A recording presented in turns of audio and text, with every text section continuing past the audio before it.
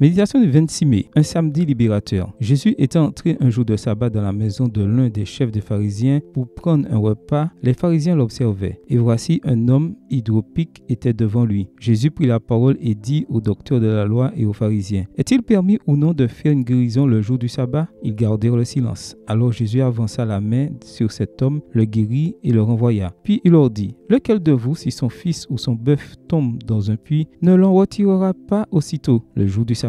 Ils ne purent rien répondre à cela. Luc 14, versets 1 à 6. Il est rare que les évangiles mentionnent les affections précises des malades soignés par Jésus. Cette fois, le texte indique qu'il s'agissait d'un hydropique. Détail important, car l'hydropicie n'est pas une maladie en soi, mais l'accumulation de liquide qui accompagne divers troubles chroniques. Cela signifie que la question de Jésus de savoir s'il est permis de guérir le jour du sabbat ne se réfère pas au traitement des urgences, mais au traitement des malades en général. En d'autres occasions, Jésus avait déjà fait réfléchir ses auditeurs sur certains malentendus traditionnels concernant l'observation du sabbat. Il avait même formulé la question en ces termes. Est-il permis le jour du sabbat de faire du bien ou de faire du mal? De sauver une personne ou de la tuer? Marc 3, verset 4. Comme s'il s'agissait d'un choix entre ces deux options radicalement opposées. Car refuser de faire le bien implique nécessairement, en certaines occasions, de faire le mal. Cesser d'essayer de sauver une vie peut revenir à la laisser se perdre ou ne pas aider dans certains cas. C'est manquer une occasion qui ne se représentera peut-être pas. À plusieurs reprises, Jésus guérit quelqu'un le jour du sabbat. Il ne s'agissait jamais